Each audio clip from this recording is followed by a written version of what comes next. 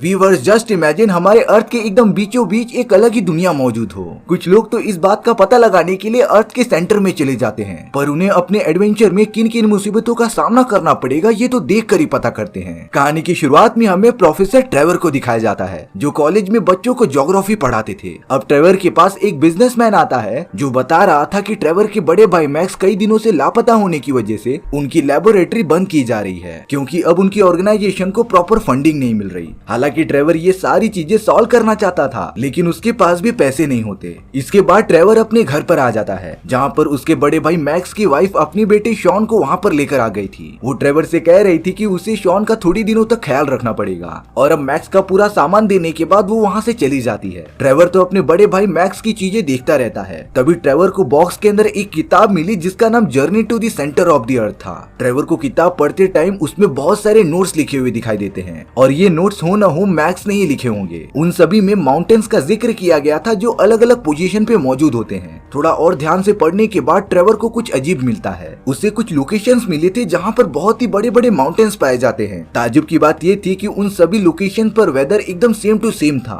और ये सारी चीजें किताब में लिखी होती हैं। ट्रेवर को सिर्फ ये बात याद थी कि उसका भाई मैक्स उससे माउंटेन्स की बातें किया करता था। मैक्स को लगता था कि जमीन की गहराइयों के नीचे कुछ राज छुपा हुआ है और अब धीरे धीरे ट्रेवर को ये एहसास हो गया था कि उसका भाई इन्हीं सारी चीजों के बारे में जानने के लिए माउंटेन्स पर गया होगा। इसीलिए अब ट्रेवर अपने भाई को ढूंढने के लिए एक माउंटेन पर जाने का डिसाइड करता है। वो तो अपना सामान भी पैक करने लगा था। इस जर्नी पर ट्रेवर शॉन को तो लेकर नहीं जाना चाहता था लेकिन उसके पास कोई दूसरा ऑप्शन भी नहीं होता। इसीलिए अब ट्रेवर और शॉन दोनों साथ में निकल पड़ते हैं माउंटेन्स की तरफ। पहले लोकेशन पर आने के बाद वो दोनों एक वैज्ञानिक से मिलने चले गए थे जिन्हें माउंटेन्स की बहुत ही अच्छी नॉलेज थी। लेकिन दरवाजा उनकी बेटी हैना खोलती है और अब तो ट्रेवर हैना के साथ बैठकर बातें करने लगा था। हालांकि ट्रेवर जिस वैज्ञानिक से मिलने आया था वो अभी घर पर मौजूद नहीं थे। इसीलिए अब ट्रेवर हैना को ये सारी बातें बता देता है। वो हैना को अपने भाई की एक बुक दिखा रहा था जिसमें ये बताया गया है कि जमीन के अंदर एक अलग ही दुनिया है। हैना अपने डैड की एक दूसरी किताब निकालती है और उस किताब पर भी हैना के डैड ने सेम सिंबल्स बनाए थे।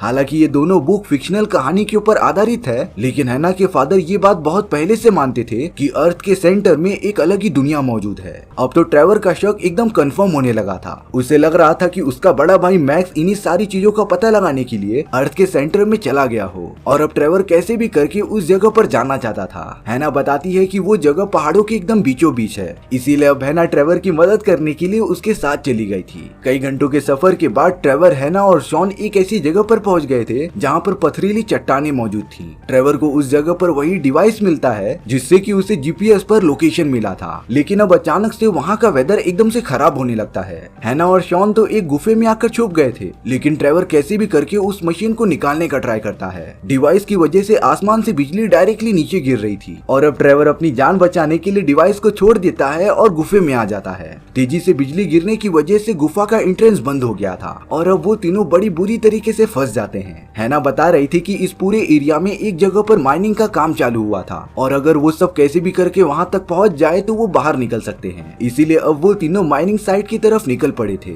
उनके सामने एक बहुत ही बड़ी खाई आती है जिससे कि अब वो सब सपोर्ट लेकर नीचे उतरने लगे थे। नीचे आने के बाद उन्हें कुछ ही दूरी पर माइनिंग साइट्स मिल जाती हैं। वो सब ये देखकर काफी खुश लग रहे थे और अब उन्हें होप थी कि वो बाहर निकल जाएंगे। वो तीनों वहाँ पर रखी गई ट्रॉली के अंदर बैठ जाते हैं और ट्रैक की मदद से आगे बढ़ने लगते हैं। कुछ ही देर में उनकी ट्रॉली की स्पीड काफी ज्यादा बढ़ गई थी और अब उन लोगों ने देखा कि आगे का ट्रैक टूटा हुआ है। वो कैसे भी करके ट्रैक से तो बच जाते हैं लेकिन अब उन तीनों की ट्रॉली एकदम अलग अलग हो गई थी। यहाँ पर हैना जिस ट्रॉली में मौजूद थी थोड़ी ही देर में उसका ट्रैक खत्म होने वाला था। इसीलिए हैना बिना टाइम वेस्ट किए ट्रेवर के ट्रॉली में कूद जाती है। उन्हें लग रहा था कि वो दोनों बच गए लेकिन ऐसा बिल्कुल नहीं था। ट्रेवर की भी ट्रॉली का रास्ता आगे जाकर खत्म हो रहा था। इसीलिए अब वो दोनों ऊपर लगी एक वायर के सहारे नीचे कूद जाते हैं। उनकी ट्रॉली तो डायरेक्टली जाकर एक दीवार से टकरा गई थी। शॉन भी वहाँ पर सही सलामत पहुँच जाता है और अब वो नोटिस करते हैं कि ट्रॉली के दीवार पर टकराने से वहाँ पर एक छेद बन चुका है जिसके अंदर जाकर वो तीनों तुरंत ही देखने लग जाते हैं। वहाँ पर जाने के बाद हैना, शॉन और ट्रेवर के मुंह एकदम खुले के खुले रह जाते हैं क्योंकि उस गुफा की दीवारों पर भारी मात्रा में डायमंड्स लगे हुए थे।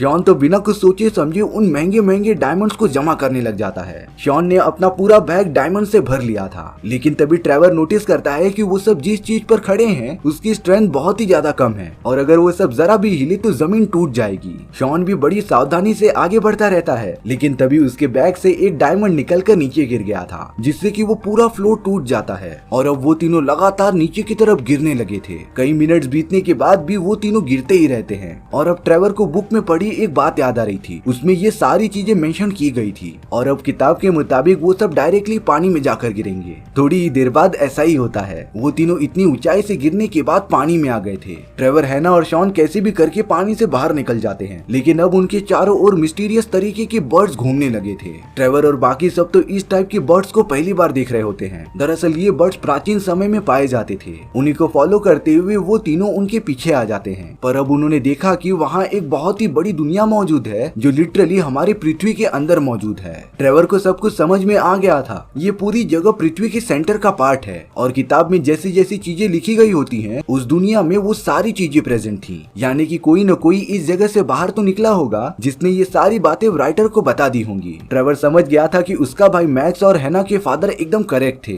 पृथ्वी के सेंटर में एक अलग ही दुनिया सच में मौजूद होती है। एक टनल के अंदर जाने के बाद ट्रेवर को उसके भाई मैक्स की किताबें और कपड़े मिलते हैं। ट्रेवर और शॉन तुरंत उन सारी चीजों को देखने लगे थे, लेकिन अब हैना को मैक्स की बॉडी मिल जाती है जो अब मर चुका था। ट्रेवर और शॉन को भी जब ये बात पता चलती है तब वो दोनों बहुत ही ज्यादा रोने लगे थे। पर अफसोस इन सारी चीजों को काफी टाइम बीत चुका था, इसीलिए अब वो तीनों ये सारी बातें भुलाकर यहाँ से बाहर निकलने का प्लान बनाते हैं। ट्रेवर ने किताब में देखा कि इस पूरी जगह का तापमान 150 डिग्री सेल्सियस तक चला जाता है। डरा देने वाली बात ये थी कि हम इंसान 135 डिग्री सेल्सियस ही सहन कर सकते हैं। शॉन बताता है कि अभी टेम्परेचर 95 डिग्री सेल्सियस ही है, लेकिन जब वो सब यहाँ पर आए थे तब टेम्परेचर 70 डिग्री था। यानी कि यहाँ का टेम्परेचर बहुत ज्यादा जल्दी बढ़ रहा है। अच्छे से बुक पढ़ने के बाद हैना को सॉल्यूशन मिल गया था। दरअसल यहाँ पर एक गर्म पानी का झरना होता है जो उल्टी दिशा में बहता था और अगर वो तीनों कैसे भी करके झरने तक पहुँच जाए तब वो सब आसानी से जमीन पर पहुँच सकते हैं। इसीलिए अब ट्रेवर, शॉन और हैना मिलकर एक नाव बनाने लगते हैं जिससे कि वो तीनों सही सलामत अपनी दुनिया में वापस लौट सके। अब कई घंटे बीतने के बाद टेम्परेचर 105 डिग्री सेल्सियस हो चुका था। ट्रेवर और बाकी सब बिना टाइम वेस्ट किए नाव बनाकर पानी में कूद जाते हैं, लेकिन उन्हें जरा भी आइडिया नहीं था कि यहाँ पर कितने खतरनाक जीव रह सकते हैं। थोड़ी ही दूर जाने के बाद ट्रेवर के ऊपर एक बहुत ही खतरनाक पिराना मछली ने हमला कर दिया था। इस पिराना का साइज नॉर्मल पिराना से बहुत ही बड़ा होता है। हालांकि ट्रेवर उन खतरनाक मछलियों से सभी को बचा ले रहा था, लेकिन अब पानी के अंदर एक बहुत ही बड़ा क्रिएचर आ जाता है जिसने उन पिराना मछलियों को खाना स्टार्ट कर दिया था। ट्रेवर कैसे भी करके उन क्रिएचर से अपनी नाव तेजी से आगे बढ़ाता है। अब बहुत ही ज्यादा स्पीड से हवा चलने की वजह से शॉन नाव को डूबने से बचाने के चक्कर में वहाँ से उड़ जाता है। यहाँ पर ट्रेवर शॉन की मदद नहीं कर पाया और अब शॉन उड़ता हुआ एक बहुत ही सुनसान जगह पर आ गया था। शॉन जब अपनी आंखें खोलता है तो उसे वहाँ पर बहुत सारे फ्लोटिंग रॉक्स दिखाई दे रहे थे जो रास्ता बनाते हुए दूसरी तरफ लेके जाते हैं। शॉन को और कोई भी ऑप्शन नहीं दिखा देता, इसीलिए वो उन पत्थर पे से जाने लगता है और अगर शॉन का पैर फिसला और वो नीचे गिरने लगा तब वो गरम गरम लावा की वजह से मारा जाएगा। इसीलिए शॉन बड़ी बारीकी से आगे बढ़ते रहता है। वो अपना एक एक कदम बड़ी बारीकी से रख रहा था। वहीं दूसरी तरफ जब ट्रेवर और हैना रास्ते में चल रहे थे तभी हैना के ऊपर कुछ खतरनाक पौधों ने हमला कर दिया था जो हैना का गला दबाकर उसे खाना चाहते थे, लेकिन ट्रेवर एकदम सही टाइम पर आकर पौधे का पूरा जड़ ही उखाड़ देता है। यानी कि ट्रेवर ने हैना की जान बचा ली थी। वहीं दूसरी तरफ शॉन एक डेजर्टेड एरिया में आ जाता है जहाँ पर बड़े से बड़े खतरनाक क्रिएचर्स के स्केलेटन मौजूद थे। तभी अचानक शॉन के सामने एक बहुत ही बड़ा डायनासोर आ गया था जिसने देखते ही देखते शॉन पर हमला कर दिया होता है। शॉन तो अपनी जान बचाने के लिए एक बड़े से स्केलेटन में जाकर छुप गया था। उसकी चिल्लाने की आवाज सुनकर ट्रेवर और हैना भी वहाँ पर आ जाते हैं और अब ट्रेवर शॉन को बचाता हुआ वहाँ से भागने लगता है। शॉन ट्रेवर को बता रहा था कि उसे वो गर्म झरना मिल गया है जिससे कि वो सब यहाँ से बाहर निकल सकते हैं। वो तीनों तुरंत झरने की तरफ बढ़ने लगते हैं, लेकिन अब वो खतरनाक डायनासोर भी उनका लगातार पीछा करते ही जा रहा था। ट्रेवर के पास एक बहुत ही अच्छा प्लान होता है, इसीलिए वो सबसे पहले शॉन और हैना को एक सेफ प्लेस पर भेज देता है और अब ट्रेवर बहुत ही तेजी से आगे भागने लगा था। कुछ ही देर बाद वो पूरी जमीन नीचे गिरने लग जाती है, लेकिन वो खतरनाक डायनासोर गड्ढे के अंदर गिर जाता है। पर थैंक गॉड वो तीनों एकदम सुरक्षित थे। अब वो तीनों एक बहुत ही बड़े स्केलेटन का यूज करके पानी में आगे बढ़ते रहते हैं। तभी अचानक उनकी नाव नीचे गिरने लग जाती है। वहाँ पर मौजूद सारा पानी खत्म हो चुका था और अब वो तीनों एकदम ऊंचाई से गिरते हुए वॉल्केनो के एकदम कॉर्नर पर आकर अटक जाते हैं। ट्रेवर इस बात से बहुत ही ज्यादा गुस्सा हो रहा था कि वो वापस कभी नहीं जा पाएंगे, क्योंकि गर्म पानी का झरना हर 2 घंटे बाद होता है और तब तक तो वो जलकर एकदम राख बन जाएंगे। लेकिन ट्रेवर और हैना नोटिस करते हैं कि वहाँ की दीवारें थोड़ी गीली हैं, यानी कि आसपास पानी के समूह हो सकते हैं। इसीलिए ट्रेवर कैसे भी करके चिंगारी लगाता है और वहाँ पर एक ब्लास्ट कर देता है, जिससे कि पानी का एक फव्वारा डायरेक्टली लावा में जाकर गिरने लगा था और अब रिएक्शन होने के कारण वहाँ से एक बहुत ही तेज भाप निकलती है जो उन तीनों की नाव को लगातार ऊपर की तरफ ढकेलते रहती है। उनकी स्पीड इतनी ज्यादा थी कि वो लगातार ऊपर की तरफ जाते ही रहते हैं और अब कुछ ही मिनट्स बाद वो सब जमीन के बाहर निकल चुके थे। वो तीनों एक गांव में पहुंच जाते हैं जहां पर उन्होंने किसान का पूरा घर और फार्म डिस्ट्रॉय कर दिया था। किसान तो उन तीनों पर बहुत ही ज्यादा गुस्सा होते रहता है क्योंकि उसका नुकसान बहुत ही ज्यादा हो गया था। लेकिन अब शॉन ने जो अपने बैग में बहुत सारे हीरे जमा किए थे वो तीनों एक हीरा किसान को दे देते हैं जिससे कि वो नुकसान हुई चीजों की भरपाई कर सकता था। ट्रेवर देखता है कि शॉन के बैग के अंदर और भी बहुत सारे डायमंड्स मौजूद हैं, यानी कि वो सब अब बहुत ही ज्यादा अमीर बन चुके हैं। बहुत सारे पैसे मिलने के बाद ट्रेवर ने अपने भाई की लेबोरेटरी बंद होने से बचा ली थी। साथ ही साथ अब ट्रेवर और हैना एक दूसरे से प्यार भी करने लगे थे। सारी चीजें पहले से बहुत ही अच्छी हो गई थी। वो सब तो कम टाइम में काफी ज्यादा अमीर बन जाते हैं और इसी तरीके से हमारी ये कहानी यहीं पर खत्म हो गई थी। सो व्यूअर्स, आपको ये स्टोरी कैसी लगी कमेंट सेक्शन में बताना भूलना मत। और अगर आपको मेरा एक्सप्लेनेशन 1% भी अच्छा लगा होगा ना तो वीडियो को लाइक एंड चैनल को सब्सक्राइब जरूर कर देना, क्योंकि सच में इससे मुझे मोटिवेशन मिलेगा आपके लिए इसी तरीके की मजेदार स्टोरीज ढूंढ कर लाने के लिए। तो मिलते हैं नेक्स्ट वीडियो में। सी या।